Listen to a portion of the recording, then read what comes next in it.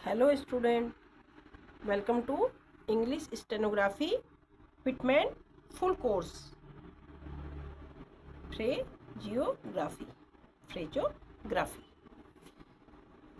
फ्रेजोग्राफी 2 और 3 वर्ड्स को without lifting जो वर्ड बनता है उसको फ्रेजोग्राफी कहते हैं। ये मैंने आपको लास्ट चैप्टर में इसके बारे में काफ़ी बताया गया है, आप उसको देख लीजिएगा। चैप्टर नंबर 6 में ये सब कुछ है, इसके बारे में भी मैंने आपको इसकी डेफिनेशन, इनका कंक्लूजन, समरी सब मैंने आपको लास्ट चैप्टर्स में बताई है, वीडियो भी डाला है इसके ऊपर।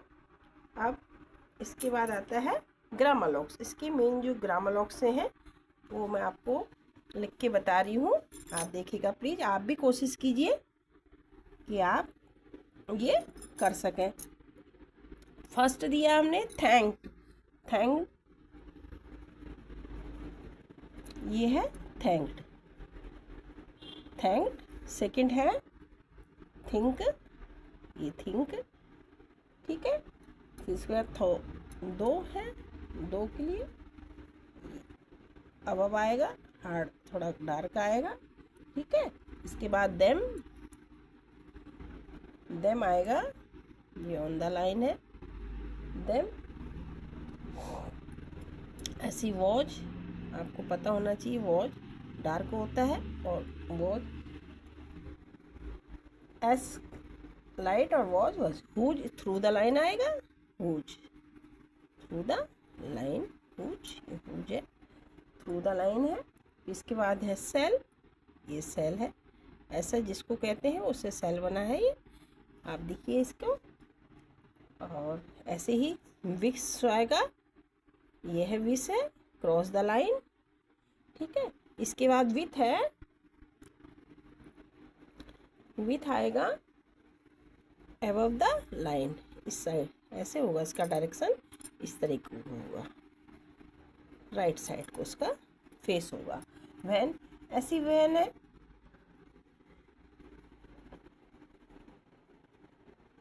वैन सेकंड प्लेस में होगा, इसका भी फेस जो होगा राइट हैंड साइड को होगा। इस तरीके से भी आप इसको इंडिकेशन देख सकते हैं। व्हाट का जो होगा अबव द लाइन होगा, लेफ्ट साइड को इसका फेस होगा, अपोजिट, सी अपोजिट जैसे बोलते हैं, और शॉर्ट में है, छोटा है सिंबल।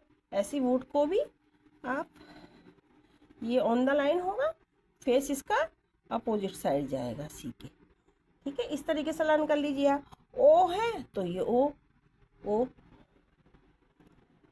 अबव द लाइन आएगा, स्मॉल चिन्ह आएगा इसका, जैसे ही का छोटा आता है, ऐसी ओ भी ऐसी होगा। ये आप देख लीजिए, इसको प्रैक्टिस कीजिए, आप इसकी प्रैक्टिस भी कर सकते हैं यहाँ पर। आप ऐसे ही ओ ऐसे ये छोटा सा, ये वुड ऐसे कर सकते हैं आप, इनके भी कर सकते हैं आप, ये आपके ऊपर डिपेंड करता है आप कैसे करते हैं इसको, ठीक है।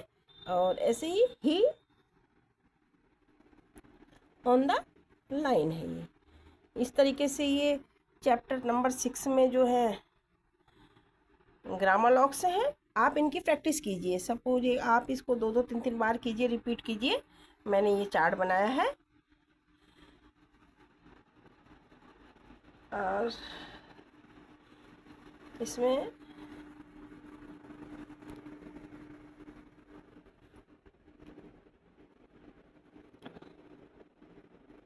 ये थैंक है, फिर थिंक है, फिर दो है, फिर देम है, इनके प्लेसेस भी देखिए। वॉज, फिर हो गया हुज, थ्रू द लाइन है, सेल है, फिर है विज, क्रॉस द लाइन। इसके बाद है with above the line, C, small C सोच लीजिए, small C above the line, small C. इसका सिंबल कैसे बनता है मैं ये बता रही हूँ। प्रतीक जो है ये ग्रामर लॉक्स के प्रतीक कहलाते हैं इनको। ये ग्रामर लॉक्स के वर्ड हो गए, ग्रामर लॉक के प्रतीक हो गए, सिंबल जिसको बोलते हैं हम। ऐसे ही वैन ऑन द लाइन आएगा, फिर रिपीट करा दो, ऑन द लाइन आएगा। ऐसी वॉट अबव द लाइन आएगा, सी के अपोजिट जाता है, जैसे स्मॉल सी अपोजिट। भाई अपना लर्न करने का तरीका है, सपोज आप किसी और तरीके से इसको लर्न कर सकते हैं तो आप वैसे कर लीजिए। वुड, इससे आप ऑन द लाइन है वुड, तो आप ये कैसे जाएगा, देखिए ऑन द लाइन स्मॉल सी, ये स्मॉल सी है, अबव द लाइन है वॉट, और वुड है ये ऑन द लाइन है। ये आ जाइए आप, स्मॉल सर्किल है इसका अपोजिट सी, सी जैसे सी ऐसे बनेगा, सपोज सी ऐसे बनाते हैं हम, सी हो गया, तो ये बड़ा सी है, इसको छोटा सी अपोजिट में ऐसे आएगा। लाइन में ये देख लीजिएगा, अबव द लाइन जाना है, अप द लाइन जाना है, इस तरह ये अबव द लाइन हो गया, ये ऑन द लाइन हो गया, लाइन है, इसको हम लाइन बोलते हैं। ठीक है, और ये क्लियर हो गया आपको। इसके ऐसे ही ओ, ये है ओ, ये भी इसका जो स्मॉल चिन्ह आएगा ऐसे ही ओ, ये तीनों एक ही होंगे, ऐसे ही ऑन द लाइन आएगा। अब ये देखें कि on the line, above the line, above the line मतलब लाइन से ऊपर, ऑन द लाइन लाइन में। इस तरीके से आप इनकी प्रैक्टिस कीजिए, मैक्सिमम प्रैक्टिस कीजिए, क्योंकि ग्रामर लॉक्स पीछे भी हैं, तो कंफ्यूज ना हो, चाहे आप किसी प्रकार का कोई कंफ्यूजन क्रिएट ना हो, क्योंकि ये तो स्पीड में आएंगे, है नहीं।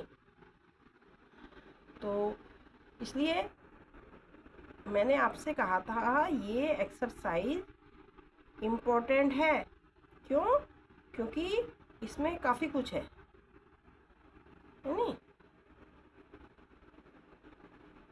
फ्रेजोग्राफी मैक्सिमम स्पीड के लिए होती है, क्योंकि इससे ही ये जल्दी लिखने के लिए स्पीड इंक्रीज होती है।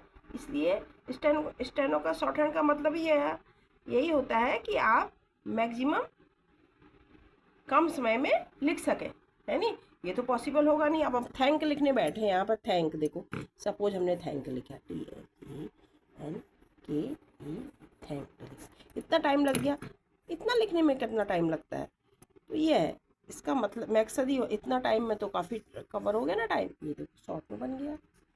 इसलिए मैं प्रैक्टिकली ऐसी बता रही हूँ आपको शॉर्ट हैंड क्या है ना।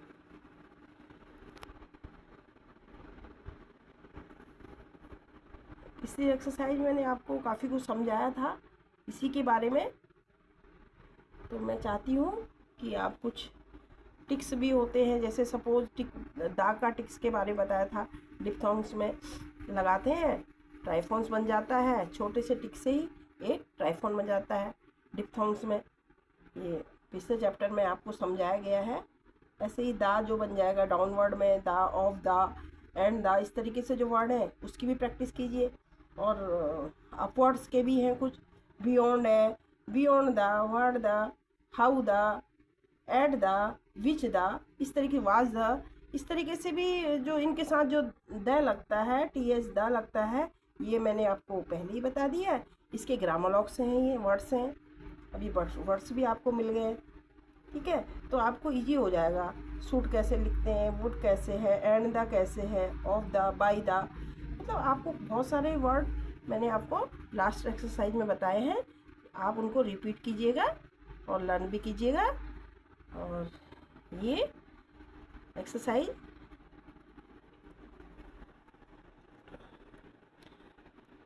आप कीजिए। और मैं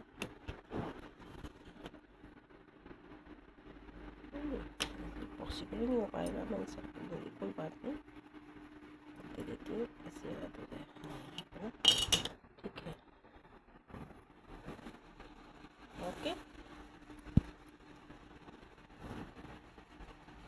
आप इसकी प्रैक्टिस कीजिए, 100 टाइम कीजिए, 50 टाइम कीजिए, 40 टाइम कीजिए, 10 टाइम कीजिए, 5 टाइम कीजिए। ये आपके ऊपर डिपेंड करता है कि आपकी मेमोरी कितनी शार्प है। ये नहीं कह सकते कि किसी बच्चे को लर्न होने में 10 मिनट लगते हैं या किसी को 1 घंटा लगता है। डिपेंड करता है स्टूडेंट के ऊपर कि आप कितना कर सकते हैं। किसी को टाइम लगता है, कोई जल्दी समझ जाता है। समझने से भी मतलब नहीं है, लर्न करना चाहिए। ऑल फ्यूचर इसे ऑल फ्यूचर लर्न करना ज़रूरी है, क्योंकि आपने शॉर्ट हैंड सीखी है तो आपको ये सब आना चाहिए, है नहीं। 2 साल भी लगते हैं, 6 महीने भी लगते हैं, साल भर भी लगता है, इसमें कुछ कह नहीं सकते हैं। बहुत से लोगों को बहुत टाइम लग जाता है, बहुत से लोग बीच में स्किप कर देते हैं, बहुत से लोग 5th 4th एक्सरसाइज से ही समझते हैं कि टफ़ है, जबकि टफ़ कुछ भी नहीं है। बहुत से लोग पूरा करते कहते उसके बाद भी आसान लग रहा था हमें तो, क्योंकि जहाँ तक हमें आसान लगा तो हमने पूरा किया। तो मैं चाहती हूँ कि आप भी सीखें ऐसे ही।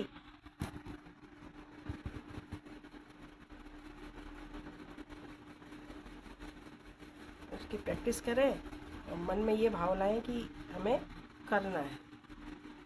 अगर आप ये सोचेंगे करना है तो ईजी है। अगर मन में आप नेगेटिव थॉट लाएंगे तो वही, उसके लिए हम कुछ नहीं कर सकते हैं। Please practice the grammar locks maximum time. Thank you for watching this, and please subscribe, like and share, ताकि और लोग भी इसका बेनिफिट ले सकें।